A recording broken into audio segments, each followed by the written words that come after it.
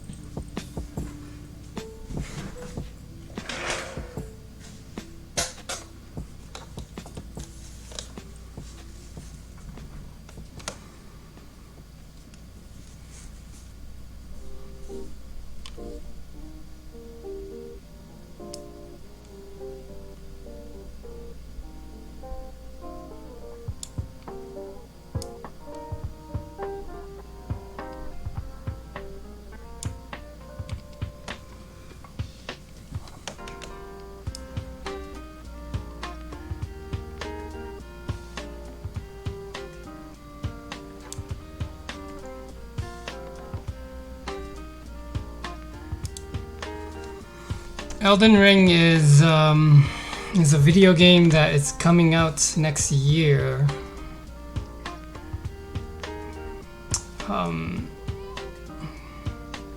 You guys let me know if you can hear me.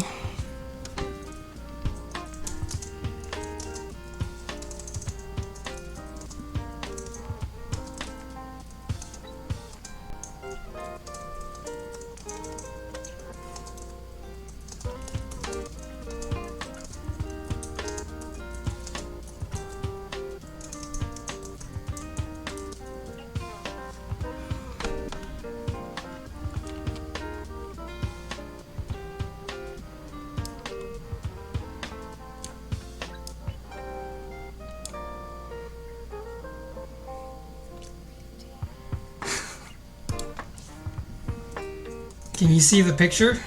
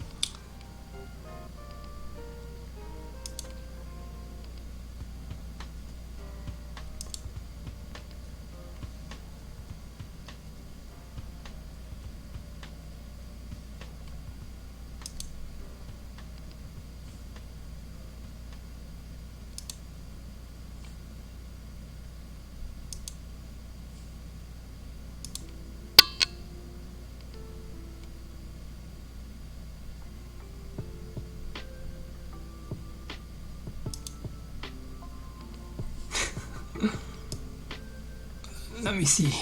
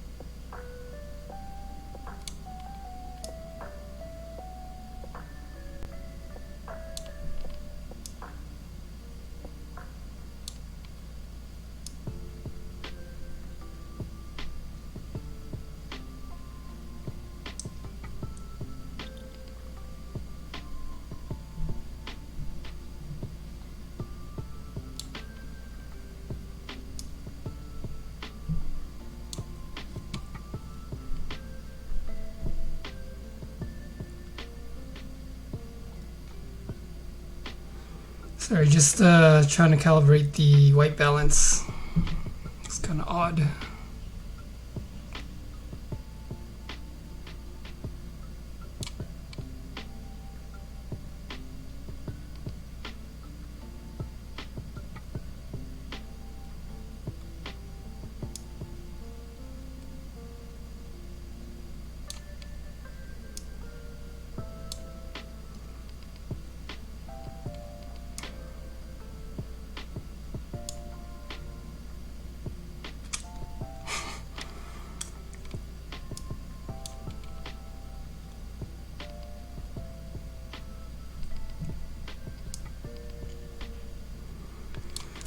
That's good, you can see me.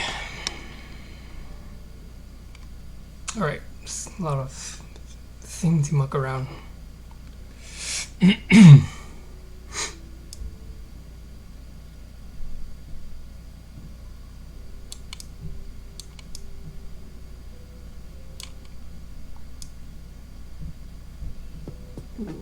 It's too red.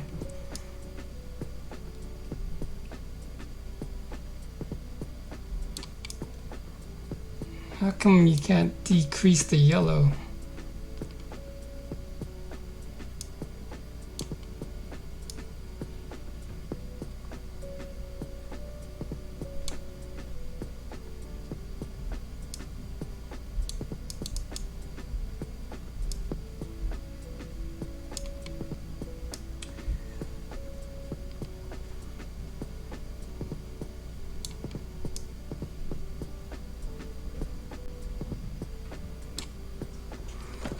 Okay, I think I'm gonna have to start. I'll muck around with this later.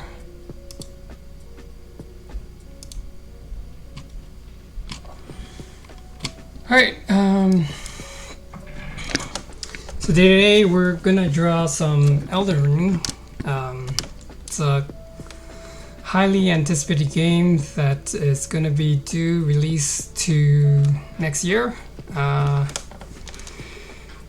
lot of cool artwork is done through this medium, and I'm gonna try to do my own flavor on this. We're gonna use some reference photos to produce this. I'm gonna show you the reference photos. I'll be looking.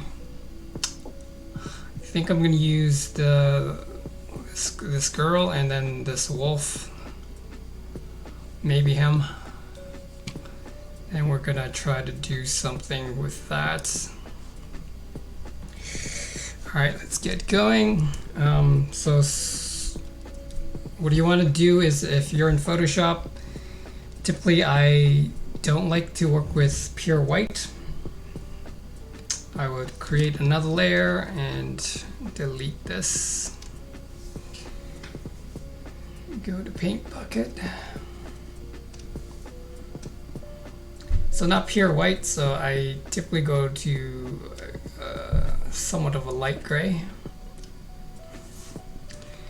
And then you'll start another layer. So we're gonna lock this layer so we don't touch it. So this is our background. You can name it background. I just call it BG. And then this will be your line layers or sketch layers. So we're gonna start from there. Grab your paintbrush. So you just go ahead and do some sketch. So I'm gonna play around.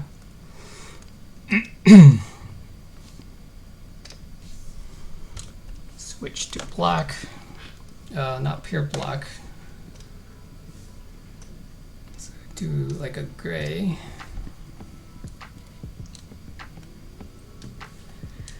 Let me just free up the chat.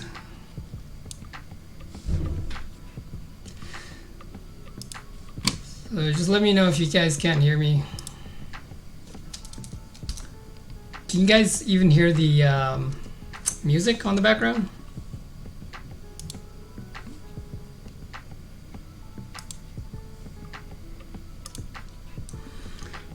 Type this in chat.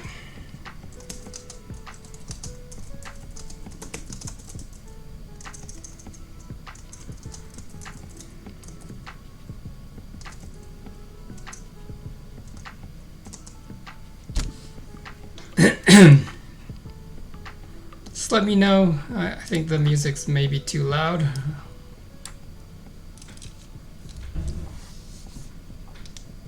Okay, and go ahead and start sketching.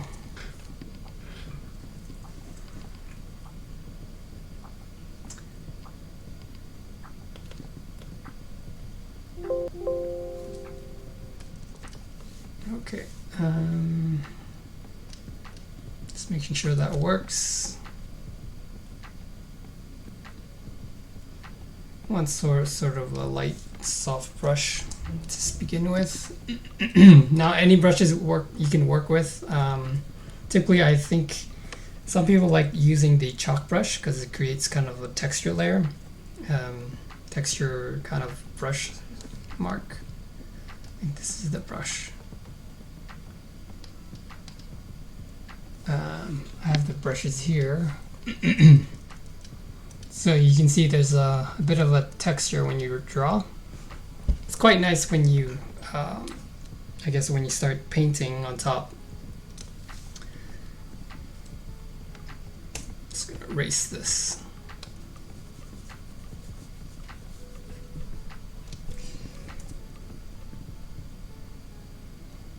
Okay, we're gonna sketch something. The first thing I always try to do is the horizon line. So I think I want to stick with the 3/4. So the horizon line's right around here. Again, this is probably the startup, so everything's gonna be rough.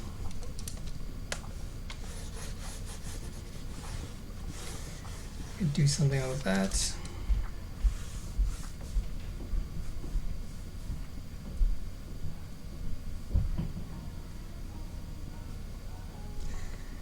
I don't know. They had a big tree. I don't know if I want to portray that. Big tree. So you want it rough as possible. So we're just mapping out what everything should look like before we go into detail. So I'll say this is the wolf.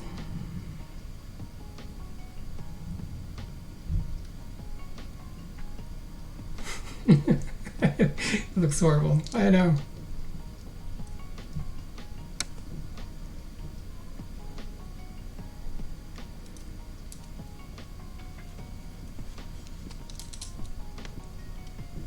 Actually, we'll go from here.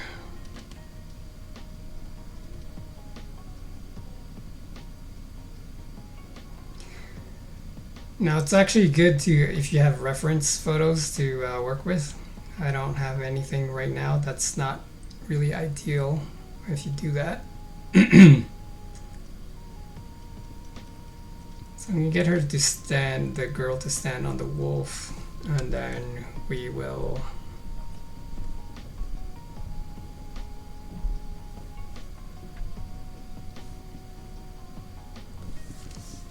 see some of the reference. I'm gonna use something like this. Oops.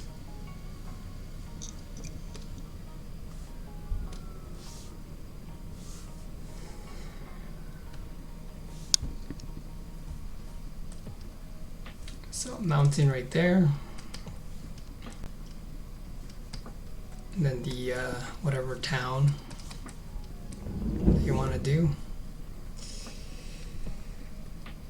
We're going to add some shrubberies and torn down buildings. Do some foreground and background. So we'll say this is the foreground, midground here, and then background here. So number one read will be here because of the tree. Will be our brightest in against the black background. We'll have the hero right around here, riding the horse. What am I drawing? I don't know. The horse.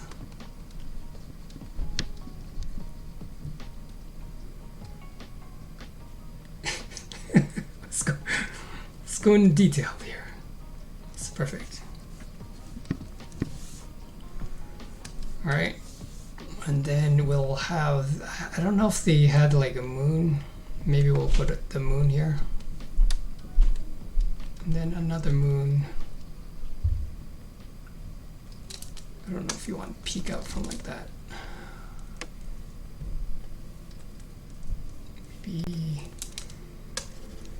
Yeah, apologies. This is very raw, so it's you'll see everything in live time and how I decide what to do later on.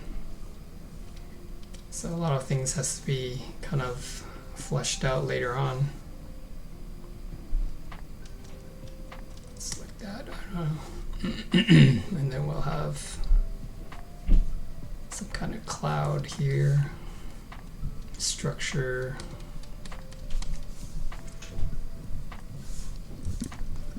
Everything kind of starts the same way. There's different approaches. Everyone have their own way of executing a painting. It's like problem solving. Everyone has their way of problem solving something. It's just that there's a lot of different methods. You can look it up how to do it. This is my own personal method. It's not right or wrong way. You can take it as is, or learn from it, that kind of thing. All right, we're done. Like the video. Like the video. Cool. You like this? Yes. Grade school. I'm not sure. I'm not sure what's on the base of the tree. But we'll figure that out as we go. All right, so that's the sketch. Very quick, loose. So we'll start another layer. We'll put it on top, the rough layer.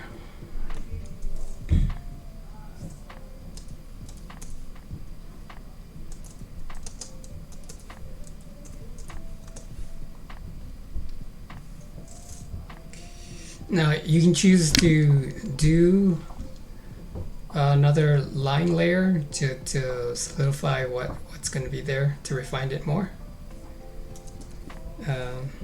But I'm gonna maybe skip that process and actually go straight to the painting on top. Now you can do that when you feel comfortable doing that. I'll say paint.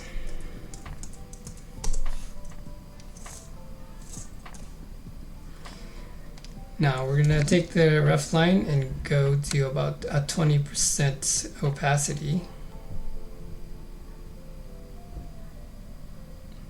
Yeah, you can do more if you want. 15 looks good. All right, we're gonna get in a little bit closer.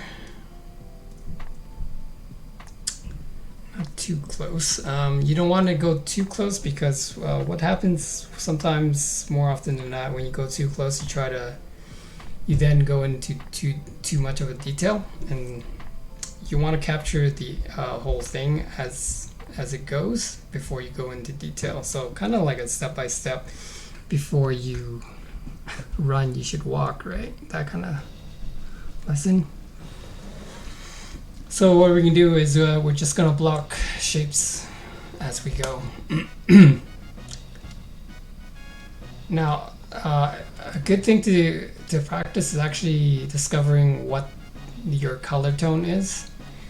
That'll be great before you start a painting sometimes.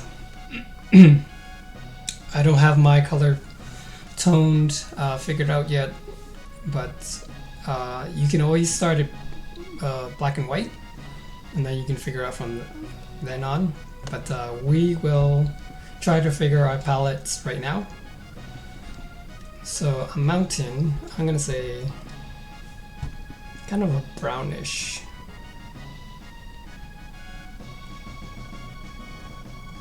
Nice.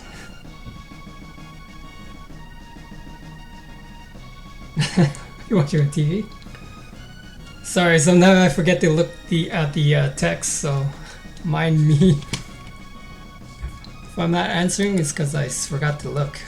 It's not. I guess, can it ping me? Maybe it can notify me.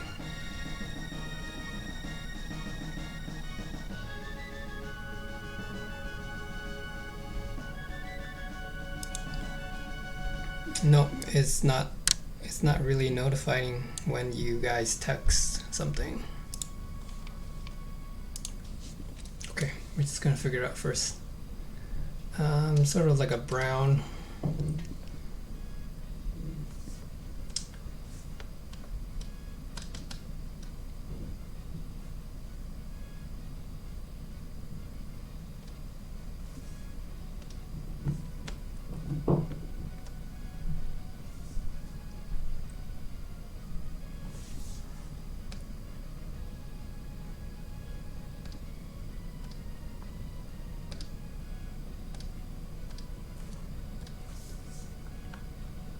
Huh, I don't know why it's not changing colors. Everything's black and white. Huh, why is it doing that? Oh, the channel's wrong.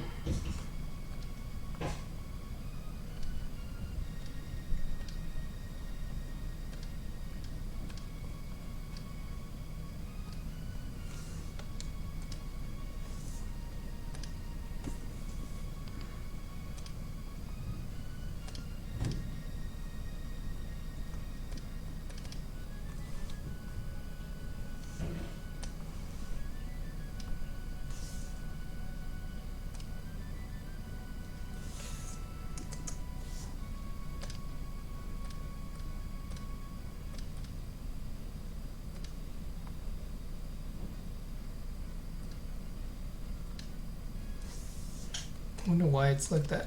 I'm gonna see. Oh, it's gone on that. It was on grayscale. Okay, new file. We'll rotate it. Hang on, I'm just gonna rotate.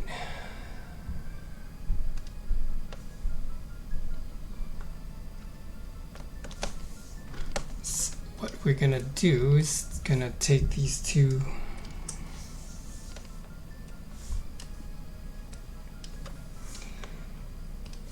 grab it, pull it here, close it.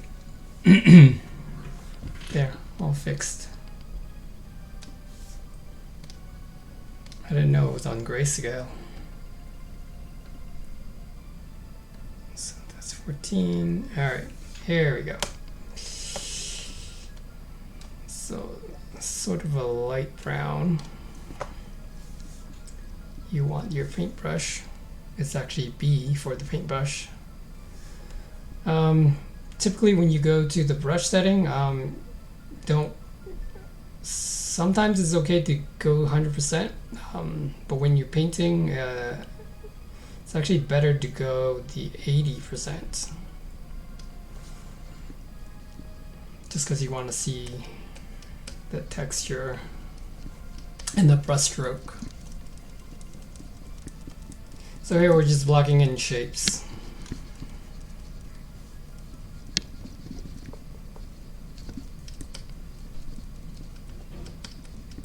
So it's kind of good when you do the 80% rule, because you can add on kind of some details.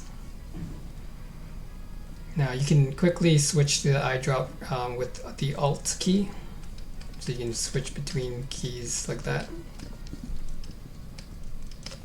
So here we want to be quick as well. We just don't want to lose the flow.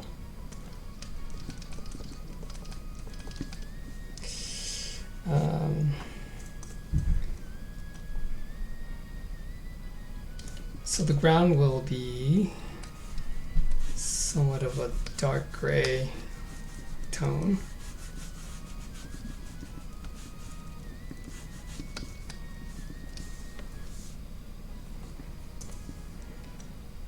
And then the towns will be somewhat of a gray scale.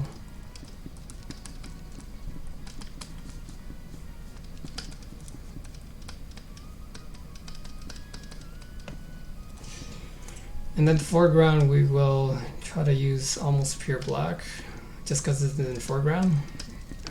When things are closer up, you can see it in more detailed, and black becomes more prominent, and so is white.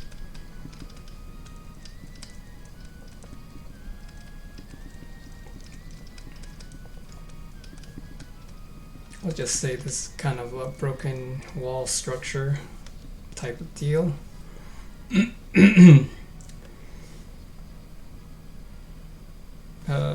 Let's see here. So when you're dealing with something that is relatively far away, what happens is they call this atmospheric fog, where you can't see everything in its crisp form. So it kind of creates a fog that everything's kind of washed out. And so that's what we're going to try to portray for the mountain, and that is not the right brush.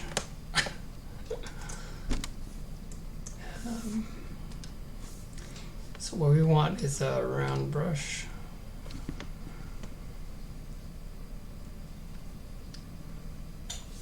Okay. And then we want something like a white. And what you want is something like this. You want little of, so you're gonna set it to about less than 10%. Say a 7%. We'll go with 6. So you just want to create. Basically, when you put atmospheric fog, it creates a kind of a distance kind of feeling. And a lot of games, they have this. People are not aware of it. Like, I think artists are more aware of it when they see it. Is to knock objects backwards, so it becomes a distance. So we're not actually close to even deal with that yet, but I just wanted to mention that. This game is kind of like a dark tone, so we're gonna go with a lot of dark monotone colors. So if we're gonna pick blue, it's gonna be somewhat of a musty kind of blue. Now, the great thing about Photoshop is because it's in layers, you can pop this backwards because we already painted the mountain kind of. And if you would just want to paint the background of the sky, you can do a layer and then pop it under the painted layer. So we'll do that. We'll set the opacity to maybe like 40.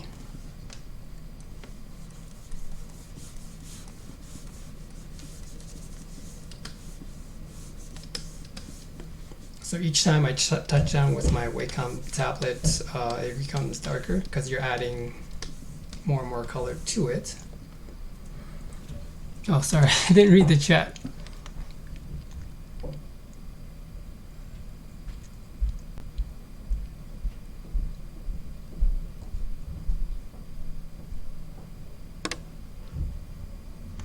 Yeah, I don't know. I don't think it's my end. My program hasn't frozen or anything, so I don't think it's my end on the streaming.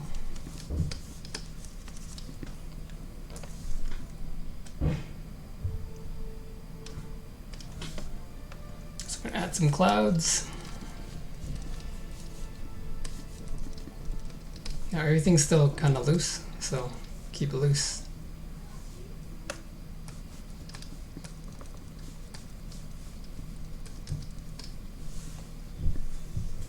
We'll work up to the more detailed later on.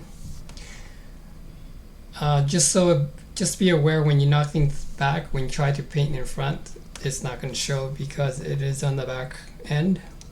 You're gonna have to switch the colors layers to paint on top.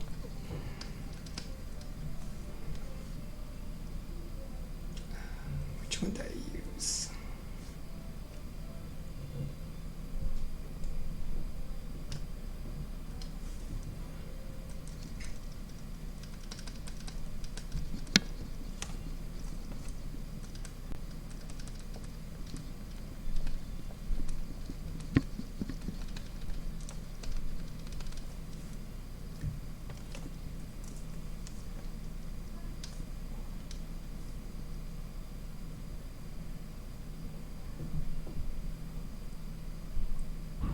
Oh yeah, Wi-Fi, not really dependable sometimes.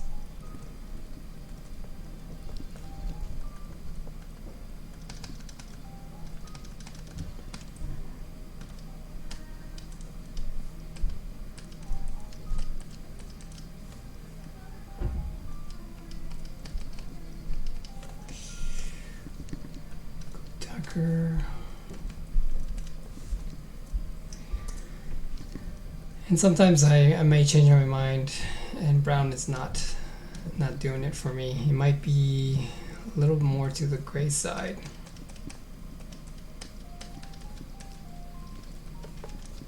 Huh?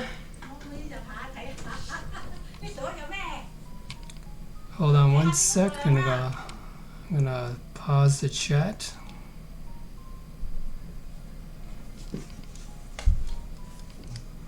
How to pause.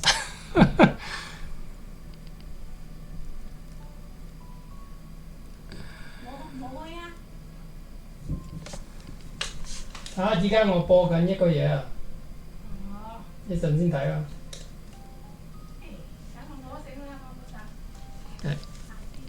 Sorry. Someone wants to see what I'm doing. Let's lock the door.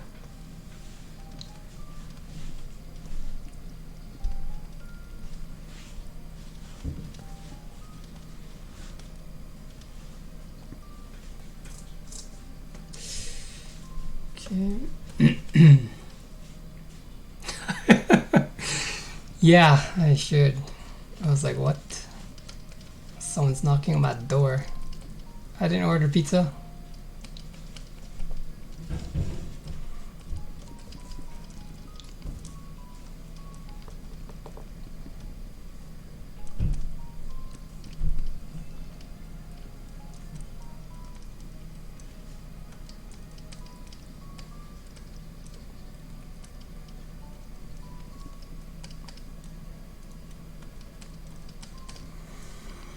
Okay.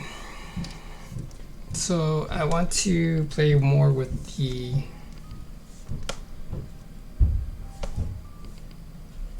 background of the moon or planet, whatever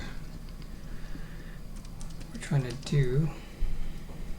I'm gonna put it more to the yellow side. Or the blue side.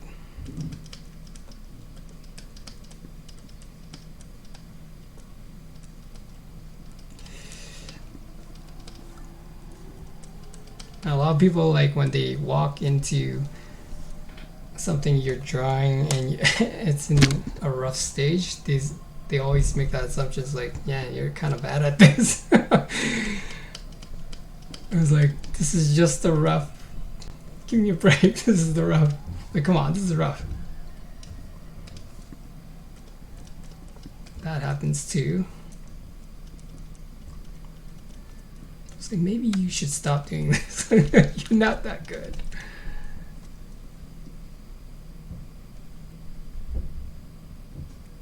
Oh, I'm not swearing. I swear.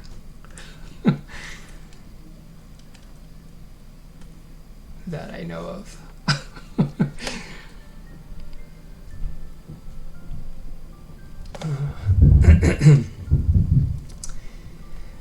Now, I think I'm going to change my mind and then open the mountain a little bit more. Oh, I'm painting on the wrong layer.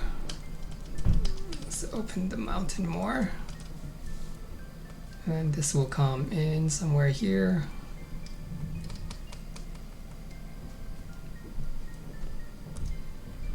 It's looking good. I don't know, it's okay. Right now it's okay. It's okay. I'm gonna get there. I know I will. Someday.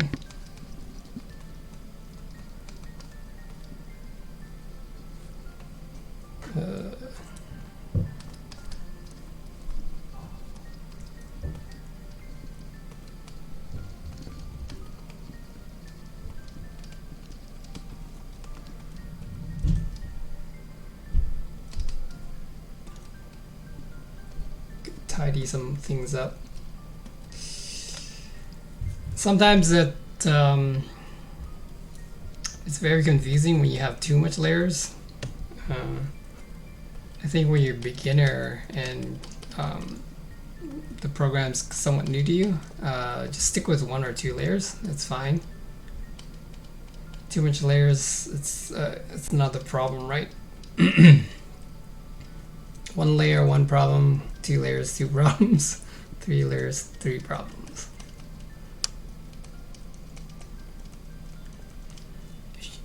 Like back then, traditional medium is always just the 1 layer anyways. Technology's made it more easier to get to, I guess, correcting the problem. But yeah, too much layers can cause problems too. Okay, I'm getting too attached to the mountain. I don't like the color of it. That's why I'm just keep messing with it.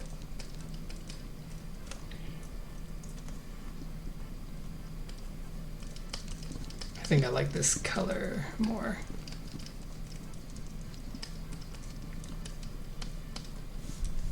Now, if you can, always try to go, I guess, kind of fast on your feet. You want to plan out your shot, but also don't get stuck on one detail too long. That could be a huge time waster.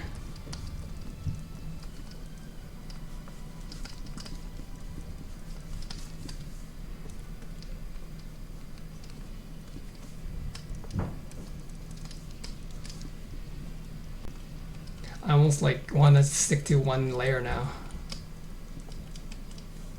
which is good. That's confusions. But when you do that, you don't get to fix intricate details if you just want to tackle the background.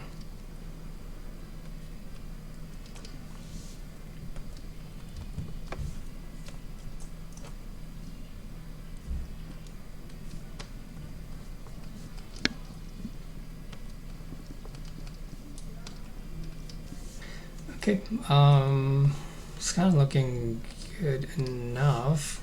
We're gonna go ahead and refine it more, but we'll lay down the actually yeah, so we're gonna I guess we're gonna try to refine the mountain a bit more because this is our background. We're gonna be looking at it.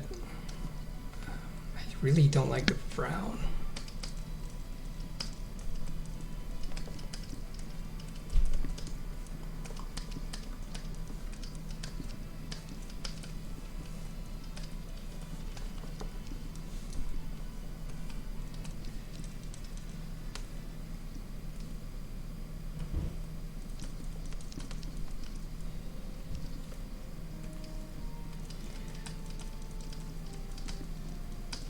Oh, we still have to define where the light source is coming. So here's the light source, right?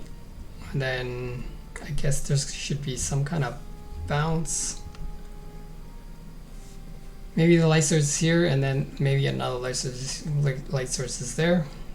And so what we're gonna do is, because another light source coming from behind, typically it does a halo highlight of the object. Because it's quite big, it has a chance to wrap around the object sometimes. So you want to highlight that. And then here, some here. So basically you're trying to capture that.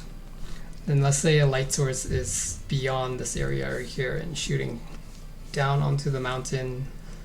So lighting will be, should be shooting here. Let me use another paint. Let's use red. So light goes here, light goes here. So there, this is if we want to refine this mountain, we have to be conscious of what the shape is like. So the horizon's right there along here. So horizon, that means you're looking above the mountain. Let me use another pen so you can really see. So sometimes when you paint something and you're not sure of the shape, there's a simple thing you can do using wired lines to define the shape. So let's say you're looking upwards.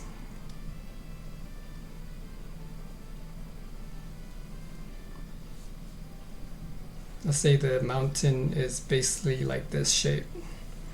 And of course, as you go closer to the horizons, it's kind of straightens out because it doesn't have a shape when it connects to the horizontal.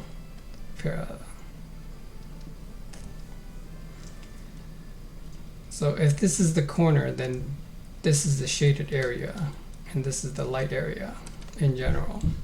But because it's a rock formation, you're going to have patches of different shaped rocks. Let's say, that's a horrible example. Let's say it peaks out from here, so the light goes around here. So this is the shaded area, right? So that sometimes when rocks happen, they peak out like that, have bumps, and so you have to display where's the highlights and where's the shaded areas. And so I'm trying to do that as I paint.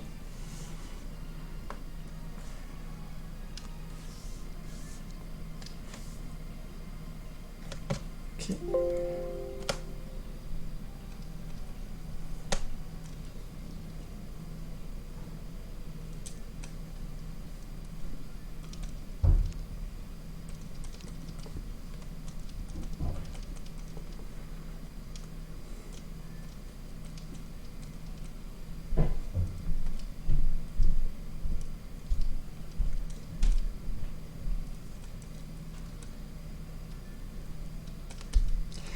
Now I don't have a reference of a mountain, which is a mistake. You should always have a reference of what you're trying to paint, so you can grab it when it's right beside you. I've done mountain painting before, but sometimes it's still somewhat hard to not have any reference at all. So I definitely highly recommend getting reference of what mountains look like.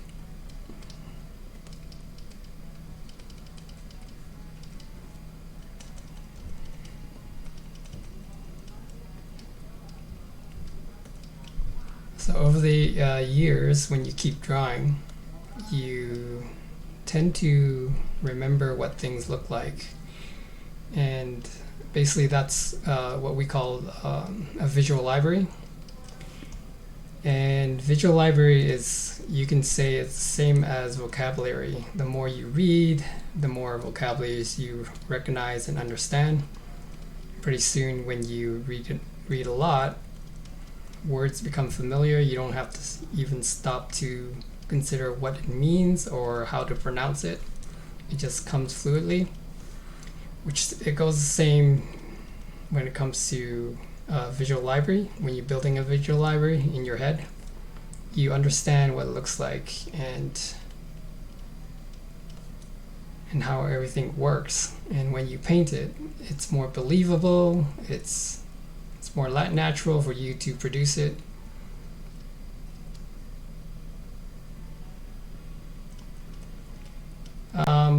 Most likely real, because you want to always reference from real. When it comes to digital art, sometimes you don't know what is real, because a lot of people, they look at an art and then they have their own take, or they exaggerate certain things, so you don't know what's exaggerated. So you always want to use photo reference, or you go to a museum and look at a real life skeleton, that kind of thing, when it comes to anatomy.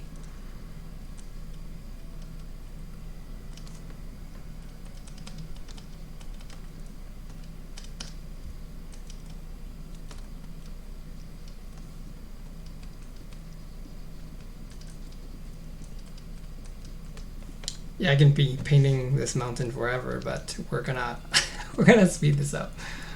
Yeah, keep forgetting. I'm getting timed here.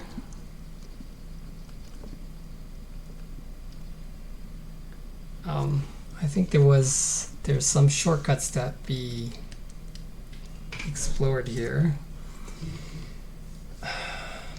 So what we can do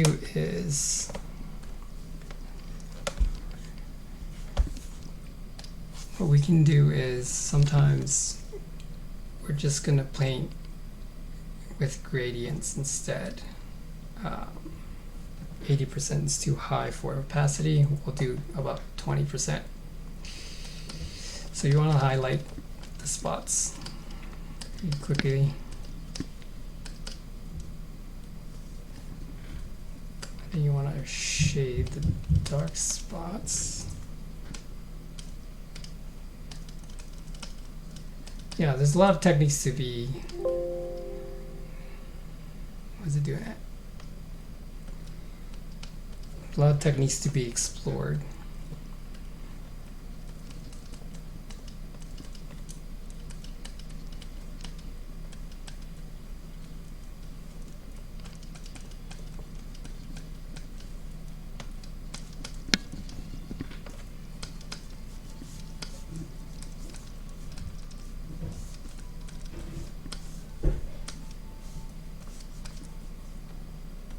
I don't know what this video is gonna be like. We're gonna just explore how I execute the paint styles that I see, and then that I've learned over the years.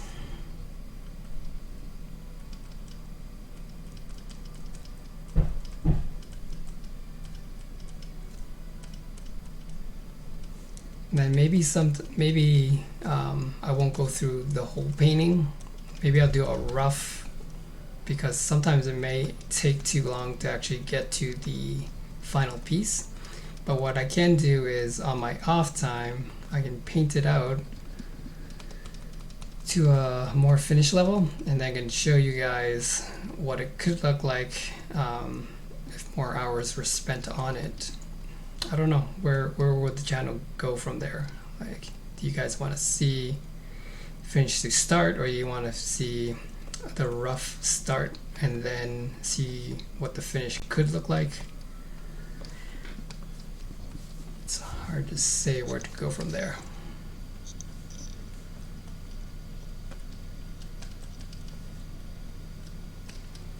All right, we're gonna finish with the mountain out. I don't want to go into too much detail because you can go 8 hours on a mountain if you wanted to, and more time you spend on it, the more real it becomes. You can go into detail, like very detailed. If you want to go in more, you can start tidying, like refine little niche details. When it comes to rocks, you probably want a stronger edge. Yeah, something like that.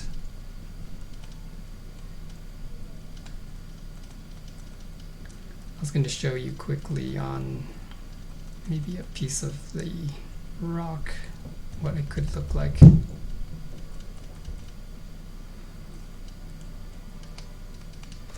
So typically don't go to the opacity too high. So what you want to do is have it at like 30% and add detail. And have the brush on hard, so you can maybe 60. Seems like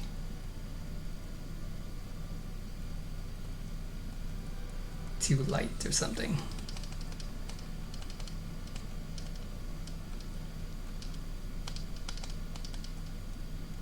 Hard brush is not hard enough. There we go, something like that. So again, yeah, try to look at a reference from photos, because I don't know exactly how these formation is forming. I'm just like randomly poking at it, and it's not looking that great.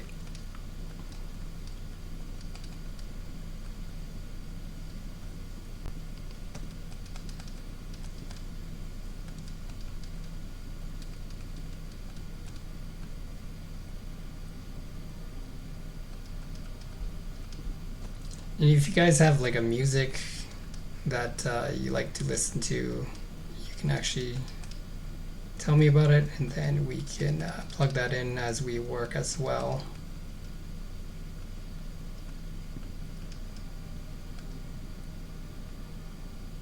So I find that when you're kind of working, I don't know if it's true for everyone, it's probably not. It's musical with lyrics. Tend to be more distracting. When it comes to instrumental, that's more of a positive thinking creatively. Because I feel like it's distracting when they play lyrics and then you just want to sing along or try to understand what the music is. When it's instrumental, you're just feeling it. It has yeah, you just pretty much have a feel for it.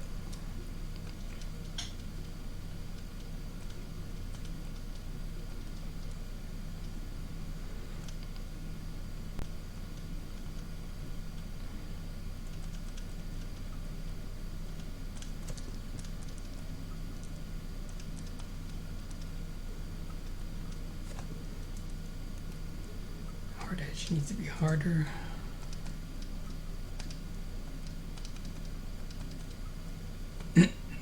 Sometimes the when you're doing things, it's better to go dark and then add the light later.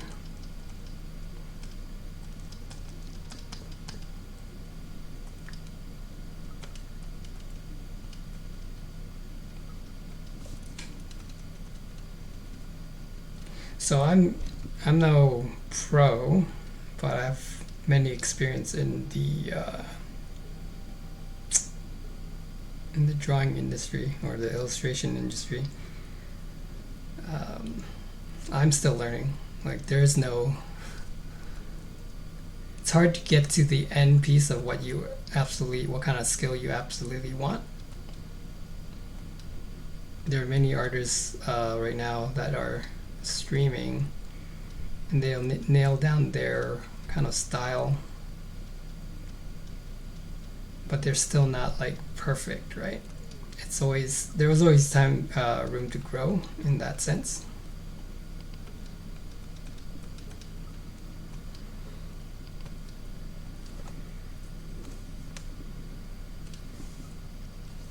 Oops, that is the wrong brush.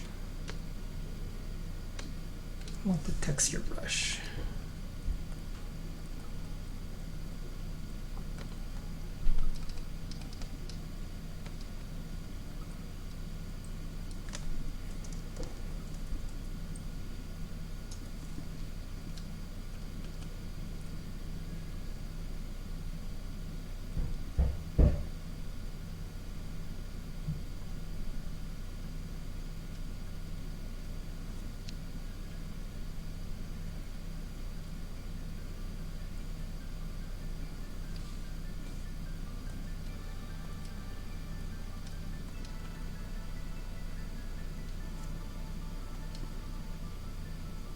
Grab some highlights from the moon.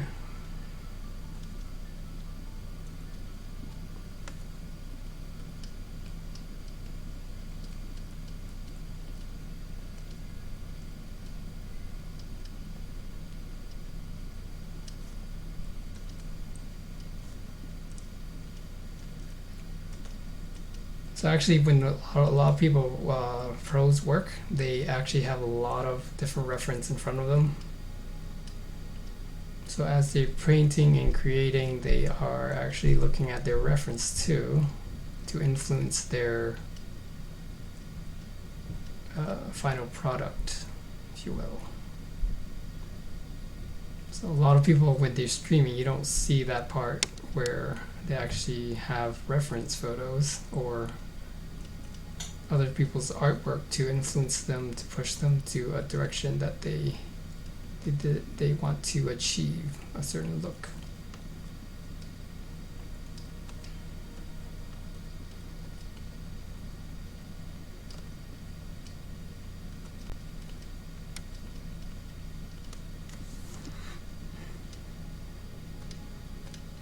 Now, sometimes you can just turn off your outlines and see where it's at.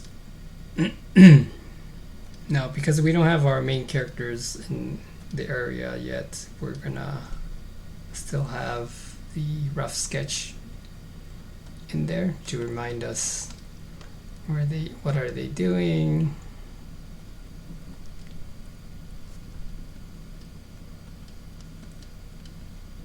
Oops.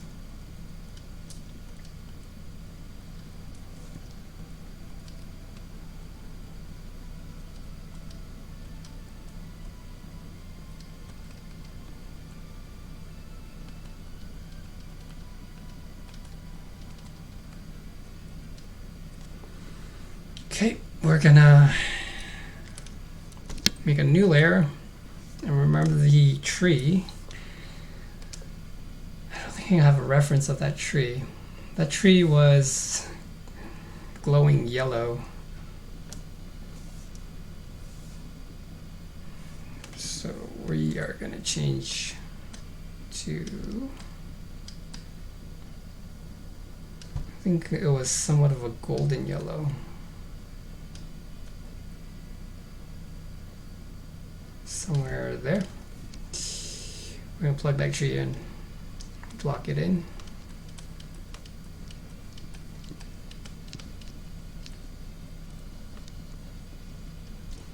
Now we're gonna have to knock back the mountain so it looks further from the tree.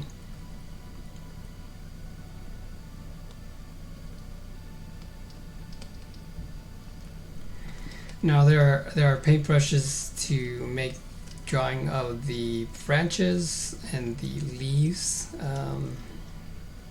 better, like faster, sorry. But if you're beginners, I don't recommend taking any shortcuts because it's vital to learn how did it get there. Shortcuts is only great for pros who are very fluid at producing these kind of artworks already, and so they don't need, it's a shortcut for them, it's not a shortcut for you, because it will stunt your growth as an artist. If you want to be more knowledgeable and skillful at your craft, taking shortcuts, there's no benefits of taking shortcuts.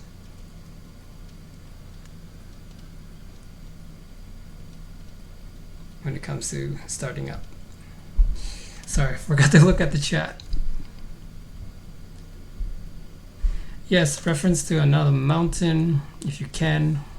That's always best. You'll have the best result when you're not copying, but maybe copying the flow of it, like the rock patterns kind of thing.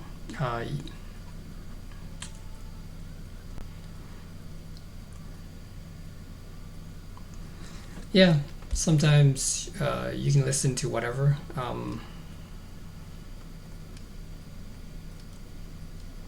I find the instrumental ones are always more,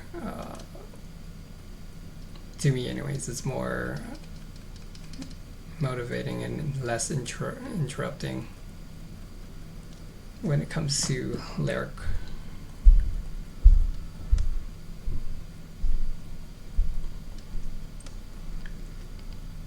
Oops, I drew the rocks for the tree layer. So I'm going to label it tree. So when I said knock it back, knock the mountain back, what I mean is like this. When you knock it back, you basically, oops, you want the circle, so you only want a soft brush, you want soft edge, and it's about 3%, maybe you want more than that, 6% is good, 7, I don't know why it's not saying there, there you go.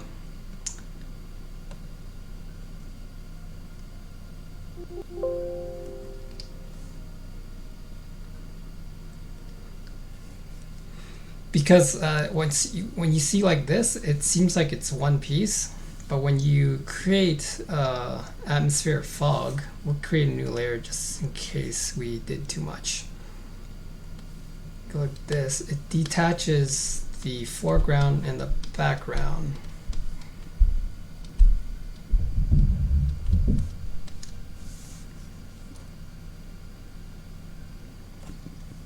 Now, I don't know if I want to attach these two layers.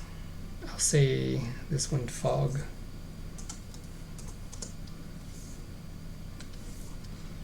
And you go back to the tree. What? Paintbrush. Paintbrush.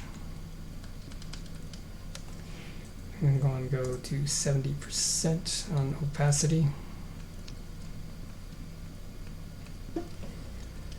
Now the tree that we are using, it's not a yellow tree, it's a glowing with yellow tree. So the glowing effect won't happen just yet. We will do it step by step.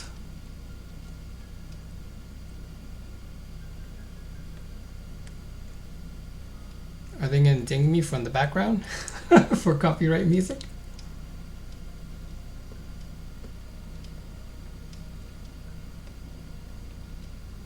I thought I can listen to anything. It's background music.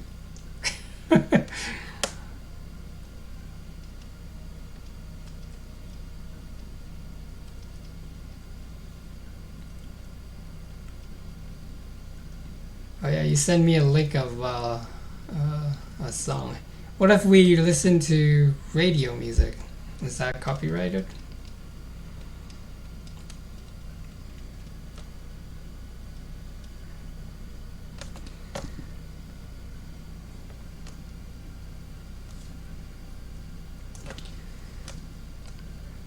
So when you want a glowing effect, you want the more saturated color on the outside and the white color on the inside.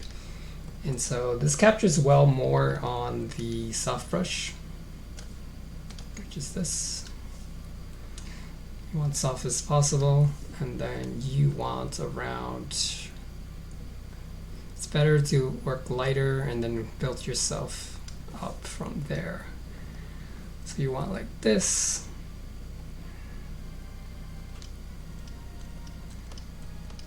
And then you have that glowing effect when you put it in the center.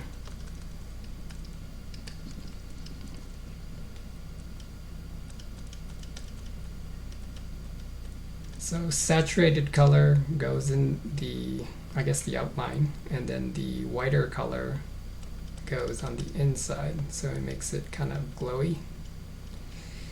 Is that a word, glowy? I don't know, I'm just an artist.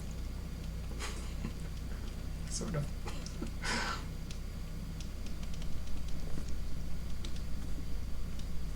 Okay, once more, you can make this even pop even more with the color that you used. But this time also use that 20%. What we're gonna do is gonna add it on the outside to make it glow more. So you want a bigger brush. Maybe 20% is too much. I would say 10%. 10% opacity. And then we'll start from the outside.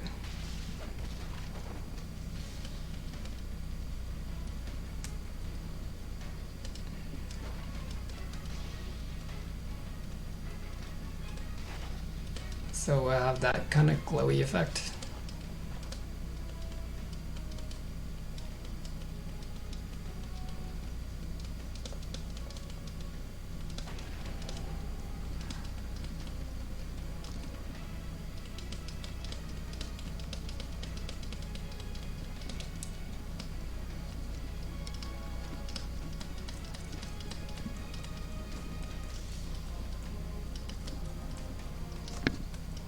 Here.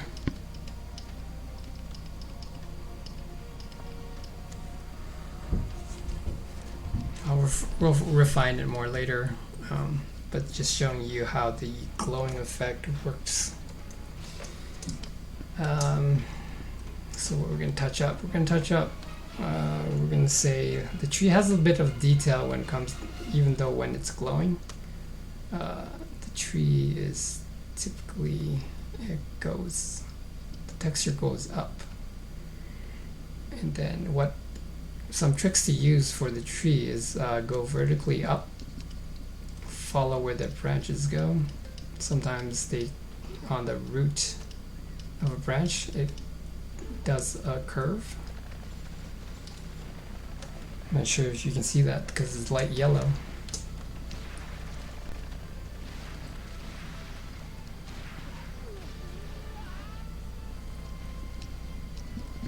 And then you just cross hatch it with horizontal lines.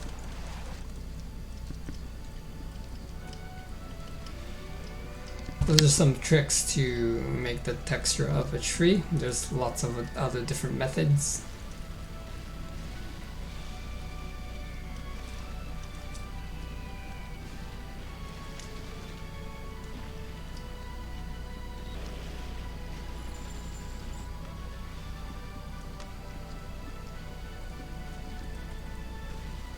Something like that. Now we're going to turn the line off and see.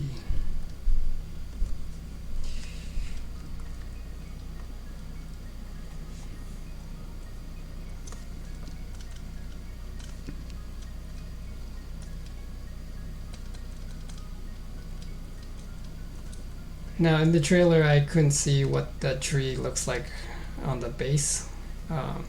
We're gonna assume that it doesn't really show until you... It's probably crazy what they're thinking of. It's probably like... Let's see, let's do a new layer. It's probably gonna be something like crazy when you come up to it. It's gonna be like this. It's everywhere. Like that.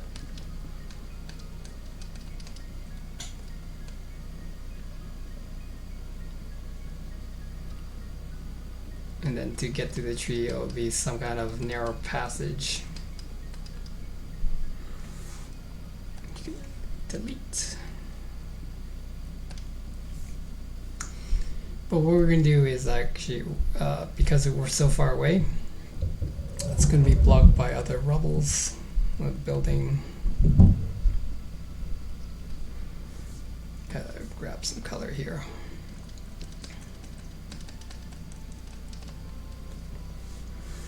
There's some glowing effect on the tree, which is this thing. So what we want is another layer. You see, it's getting really confusing with the layers. So if you want to get rid of layer, you can merge it. You go highlight these two and then say merge. Just remember to retype that it's a tree. That's the fog of the mountain. Okay, let's take a look back at the fog and no fog. The atmospheric fog serves as a separation method to separate the foreground, background, midground, that kind of thing. So maybe have it even lesser than 100%. So it's always good to have the fog in a separate layer, and so you can control if it's too heavy of a white, you can knock it back. Say 70% was fine. Go back to the tree. Now some tricks with the tree.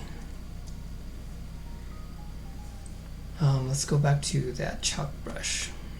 Now to paint the leaves. Oops. Yeah, I want a paintbrush.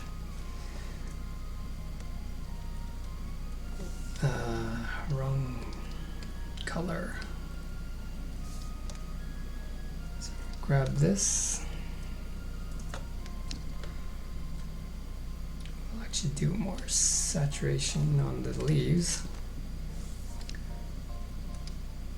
So this is a tree layer. Let's make another layer. It's good to have another layer when it comes to the tree and the leaf, branch of the tree and the leaves. Leaves. Whatever. What you can do is there's easier ways and then there's very monotonous ways to do it as well. There is the dot everywhere. You can go like this. Just go really, really fast.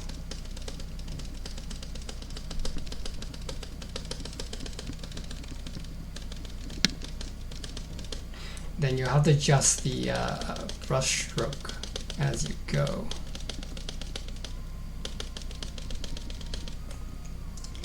Now, because the texture brush, they kind of add more texture when I point at it. Now, this is going to be a problem for people who are following along on paper. So, if you were to do it on a soft brush, let's say, I think you don't want soft, you probably want harder edge. What you can do is actually do the dot too, but have it on 70 or 60 opacity, but you want to adjust the brush stroke size. So you never want it to be like a circle like that. That would be unbelievable. What you want is like sort of an oval, like a check mark, not a check mark, just a tiny line, if you will.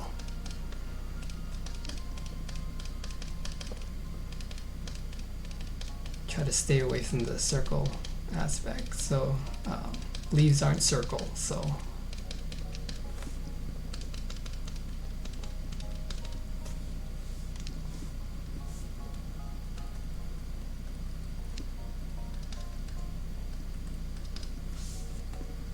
now how to make this more pop out is you're gonna have to change the colors as well as you move along.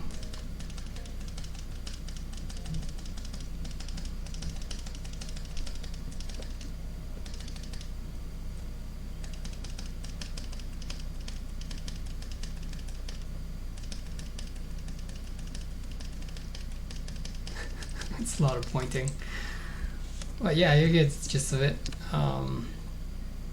And then you can add also lighter colors.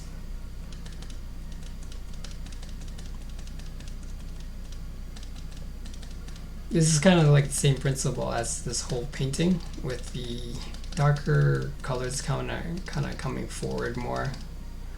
And then atmospheric fog is to push things back to the background. And so when you do this with the leaves mixed in with the more saturation or darker leaves, it adds volume and depth.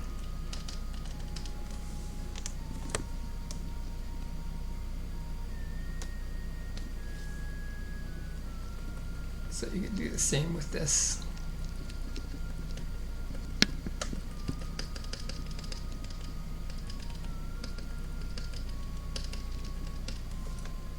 Grab this one.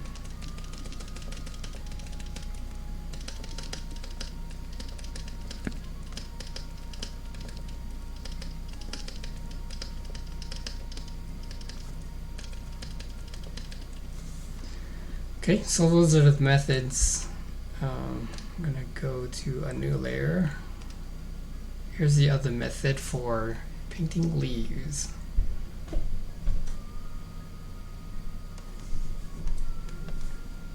What you can do is grab you want a hard edge. So I guess, what does it say? In the cartoons, they actually paint the whole thing in.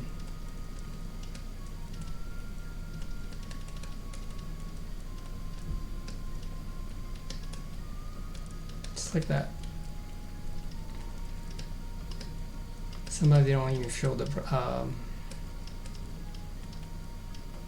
branches.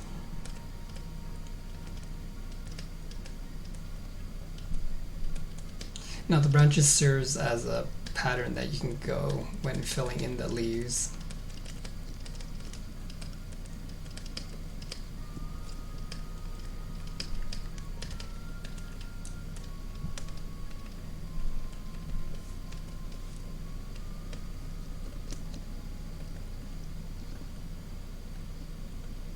Again, we're still going to use the foreground, background with saturation.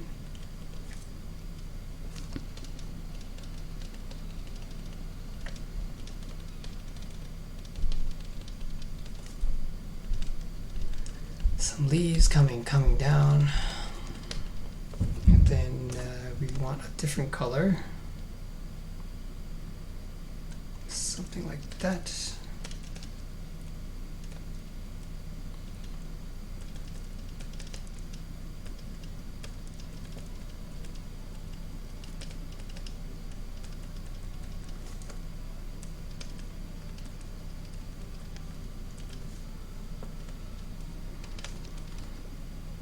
So there are other ways for the painting of leaves. These are some of the things I would execute as leaves.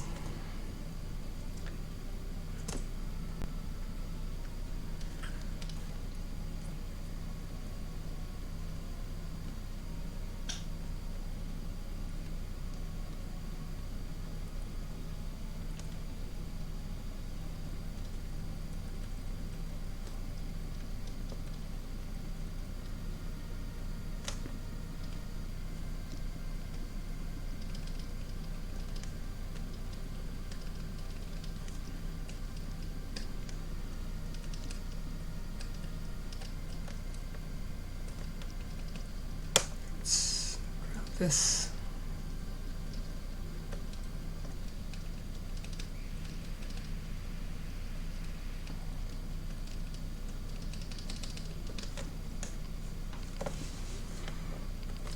All right. So we're just gonna maybe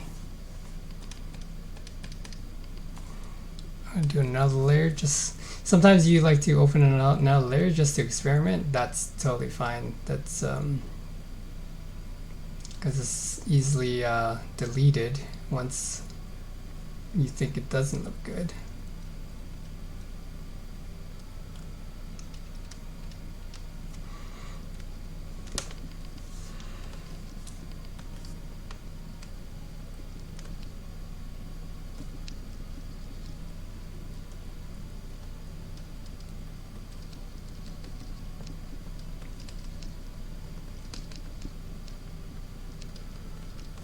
Maybe you lay it down a path kind of thing.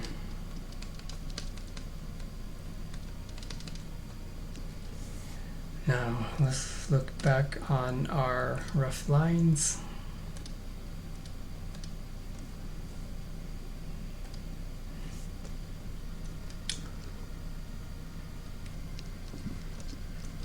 So to have a good flow, a lot of fast professional artists, they tend to jump around a lot to make the whole piece as a whole fluid piece.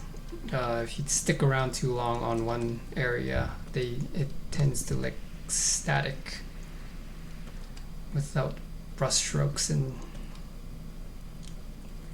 without brush strokes, sometimes your piece could look flat without life.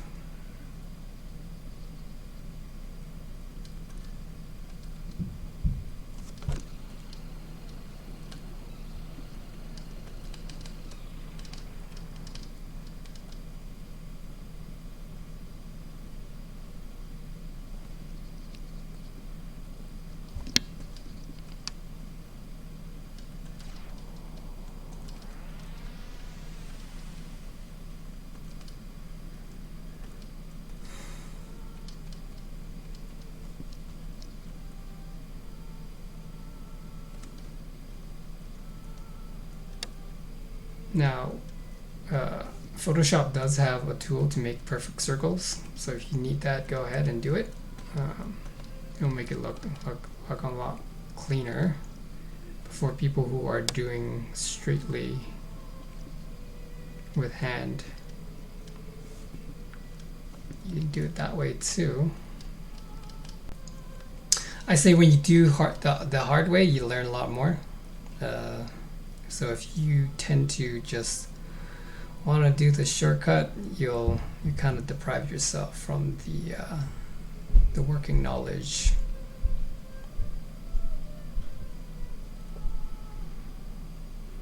A lot of times this has to do with your muscle memory, your muscle technique kind of thing. So you want to build that up. Kind of like playing soccer, basketball, that kind of thing. It looks easy and all that, but then in practice, you need muscle memory to execute certain moves that you do, like dribbling and shooting. Your forms will be more perfect as you practice your shots. And that goes the same with drawing as well. It's really hard to talk and draw and create. You kind of hit a lot of points that you're trying to make, but can't make out. Okay. What do you want here? I want to clean this up a little bit more.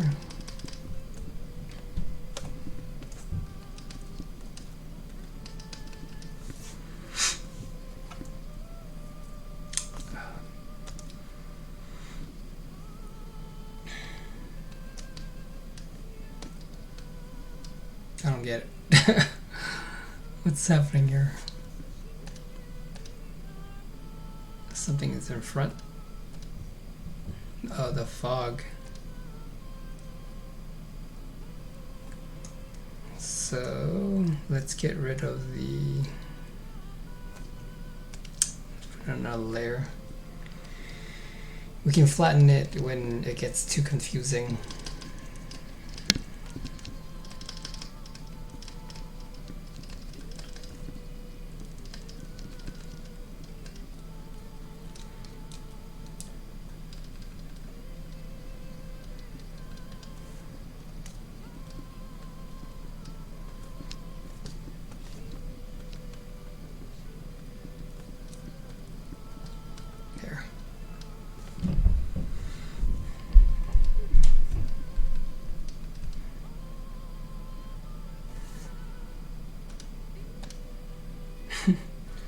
Yeah, see all these layers? It's confusing me. I have to flatten it down now. Okay, I just press E and it flattens it. Control E. I think on Apple it's Command E. So yes, it does get confusing with all this layer. Also, it's helpful.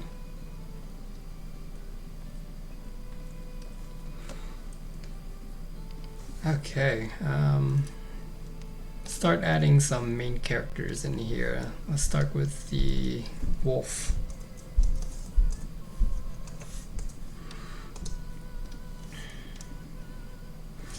Let's look at the drawing.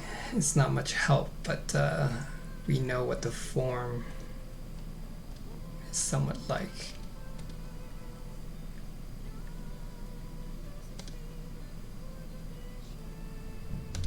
Okay, it's too prominent. I'll knock it back a bit. Now we'll go for zoom up. We're gonna start with the dark color first. Oops. I'm not sure of the shape.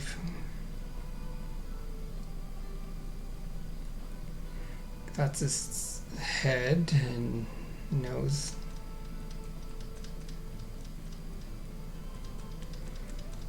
Do its arms here, arms there, and then maybe delete this part.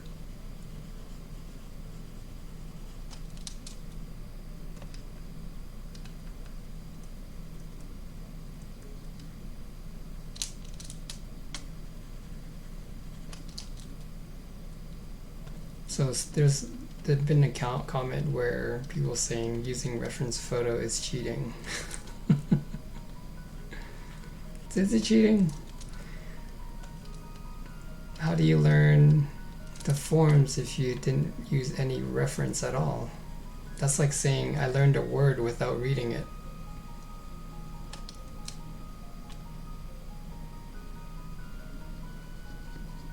Without using a sentence in it.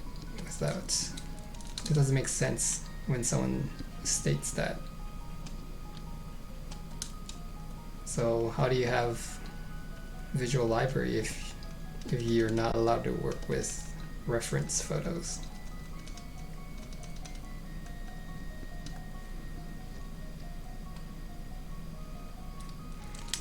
It looks like more of a polar bear or something. Its shape.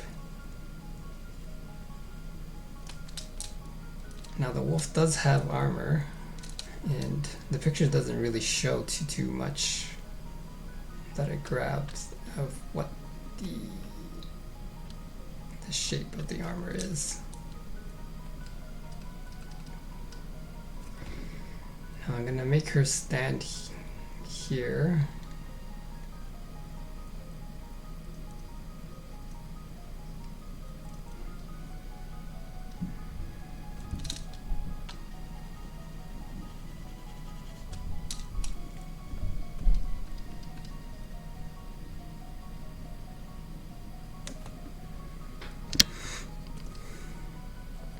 Let's try to do the eyes there.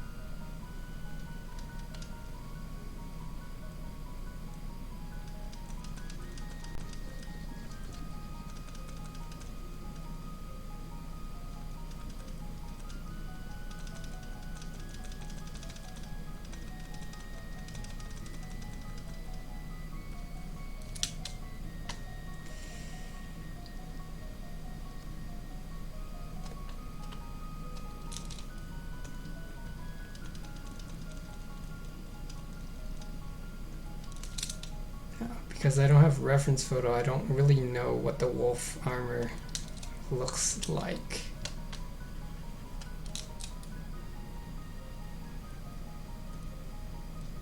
But I guess we can have fun with that. Figure it out.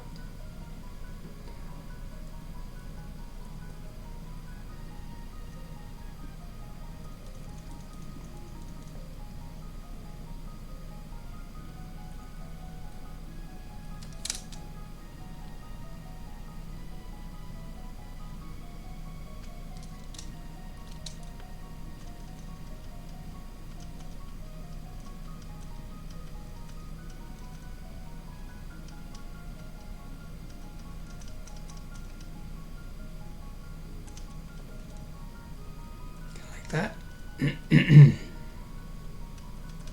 Now when wolves, when they howl, their ear is actually tucked backwards and not peeking up, so you can barely see the ears. It's kind of doing that kind of thing.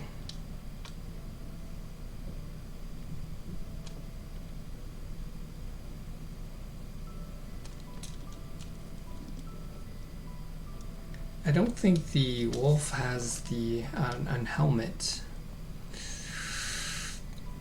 It's a lot of raggedy cloth, and his arm actually looks like a human arm,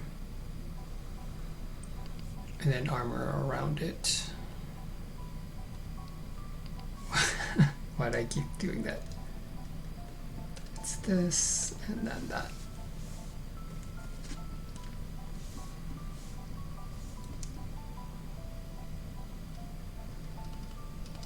But let's do the second argument that it's just a wolf with an armor instead of just a human hand.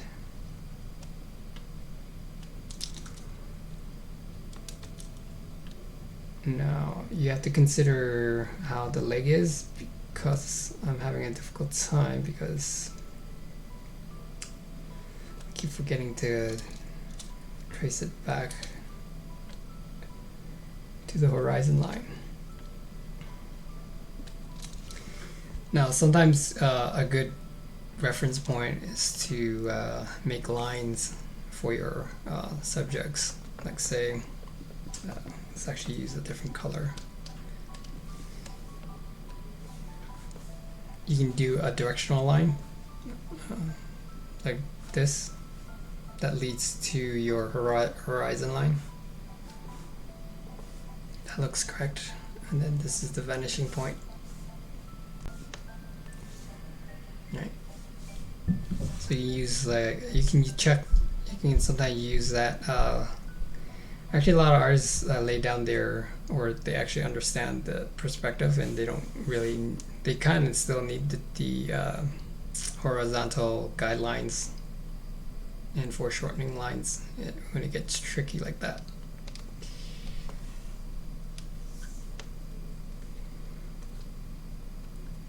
I didn't do it here, just we're gonna just do it loose here. It's more technical when we talk about those kind of things, and if you want to get more technical,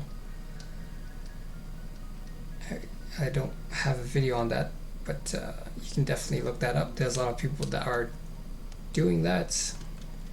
Maybe I'll cover it, depends.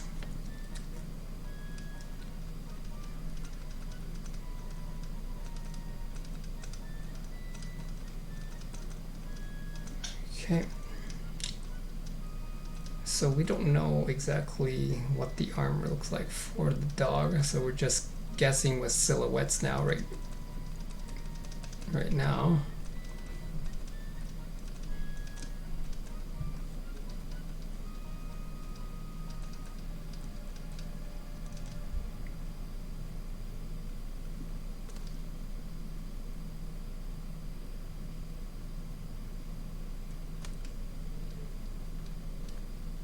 The great thing about working from far away, you don't get tied up on the details, which is what you want when you want to cater to the all of the canvas. But if you're doing a portrait, yeah, definitely spend more of your energy on the face area, and then secondary would be the figure.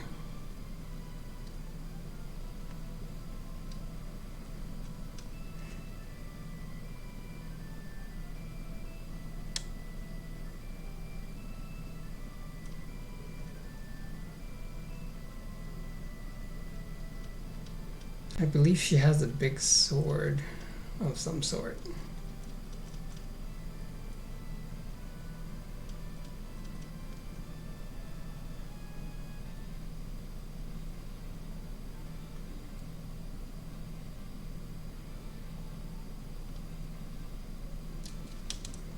Actually look like it's coming out of the dog's head. Let's switch that around.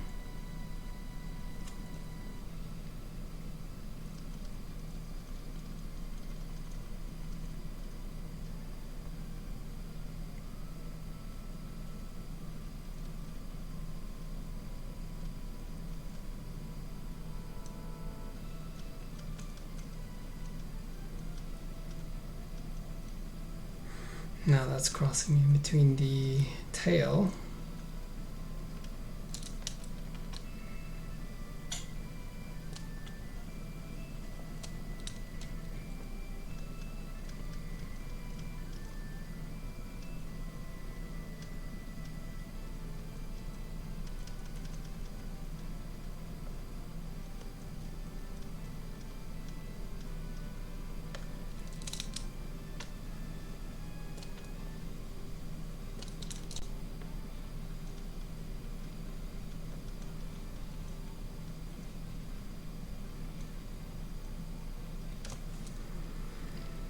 Alright, something like that, I don't know.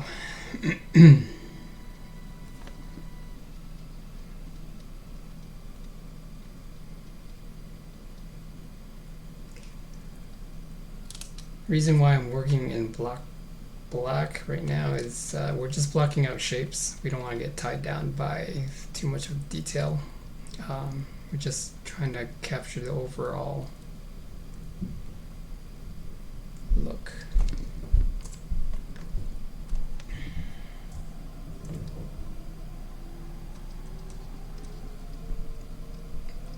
Now we're just doing the shadow part so it doesn't look like they're just floating out of nowhere.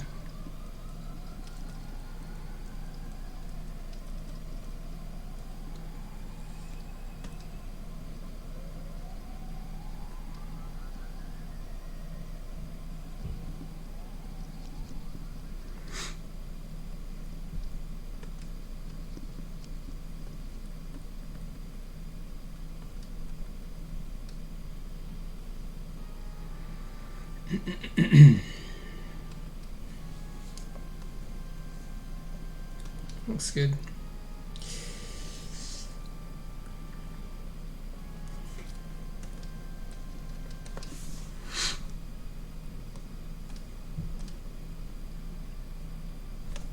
Okay. Let's see how it looks like.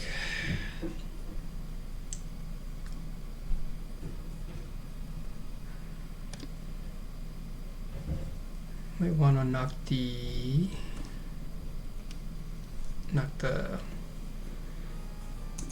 mountain back more.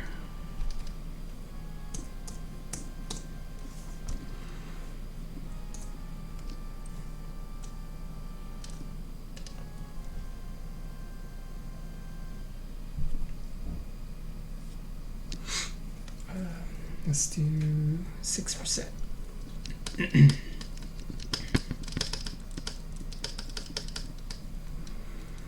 I feel like we're not doing anything. Let's see here.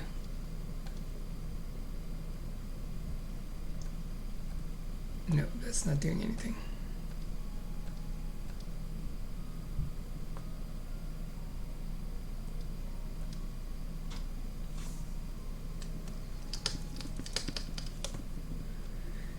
Might have something selected. I'm going to deselect.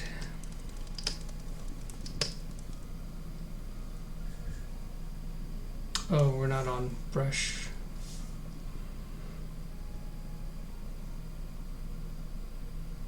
Okay, no. That's too bad.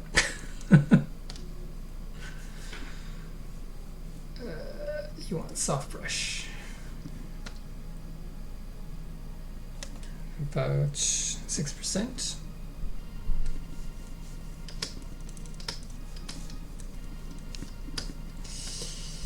Typically they do the atmospheric fog on the base of the mountain, and then they kind of leave the detailing on top.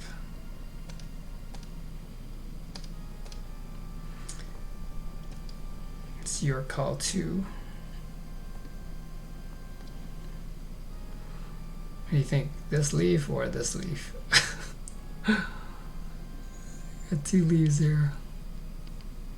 I kind of like dot leaves.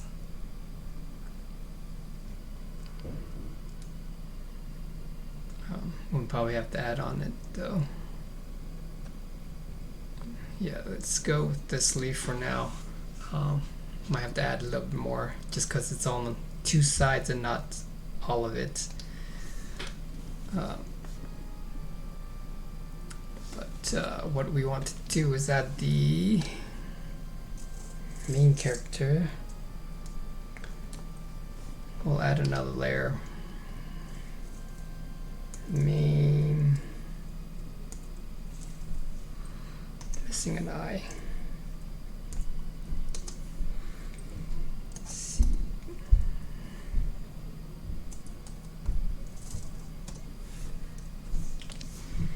Okay, we'll reference back of what our line drawing showed us.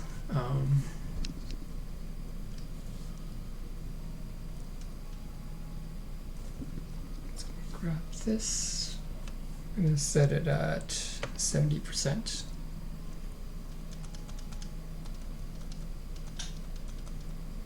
Now I don't technically draw horses much too, so definitely should use a reference for that. But I'm just going what my visual library says, telling me what a horse looks like. Like I drew horses before, but not so often, right? Something like that. And they do this when they're galloping. And their figure is around that. And and for Elder Ring, the horses actually has horns. But when I saw the horn, I'm like, that horn is kind of puny. It's like this.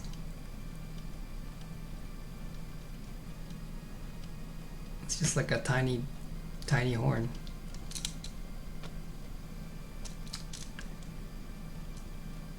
So here, we're going to bring our own flavor in. I'm going to actually add a bigger horn.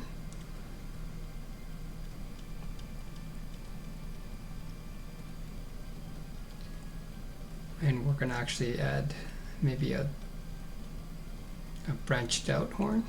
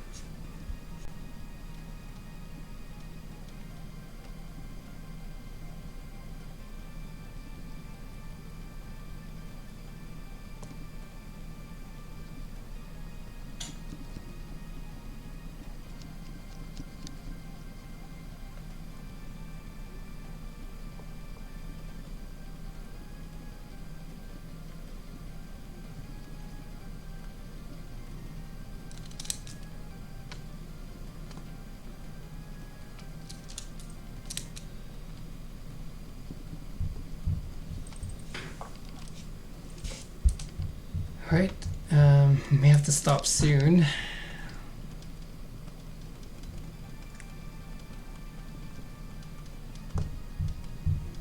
Just gonna add this horse in and then we'll call it.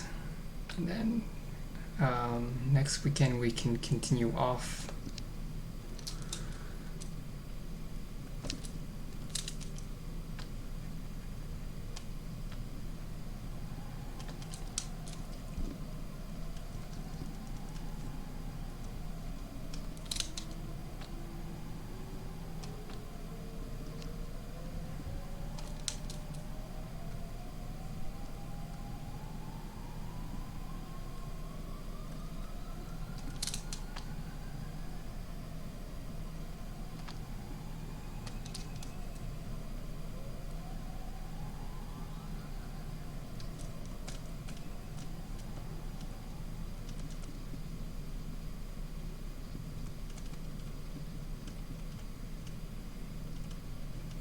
Right.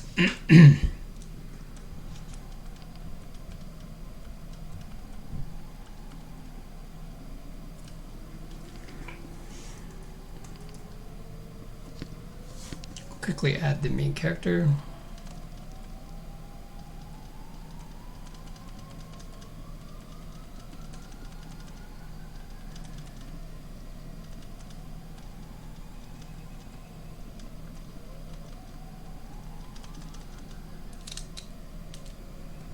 It needs to be smaller. There we go. Around this size.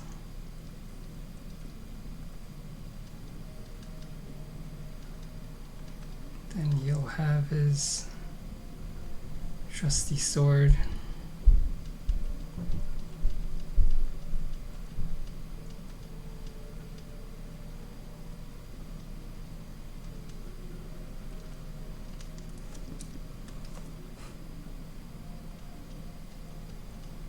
Can't see it. We're gonna forget about that. We're just gonna block in the shape for now.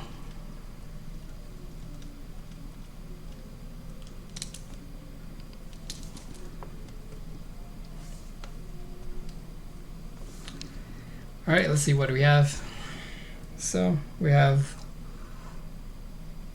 this.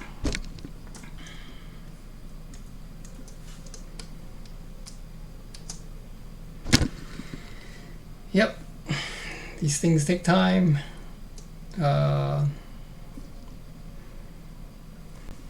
add some shadow and then we'll be done with this for the time being.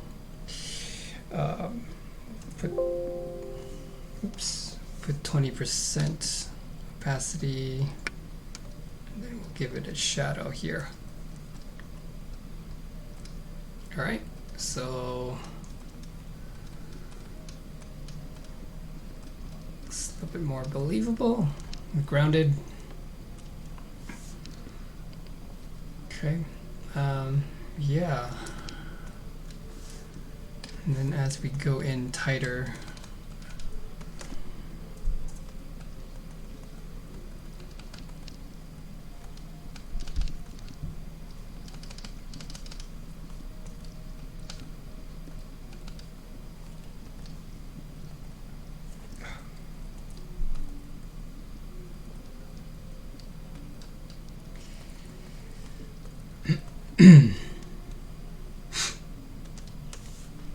yeah, so we're just gonna end it off here just because I don't want this to run too long.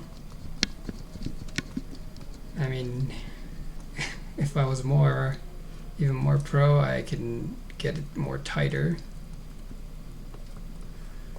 But it's been a while that I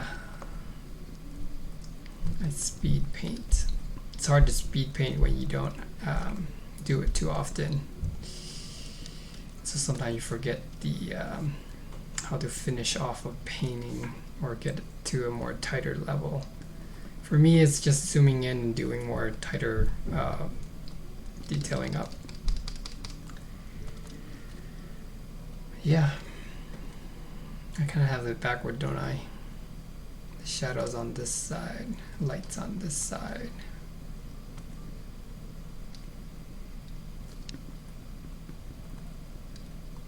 shadows not catching.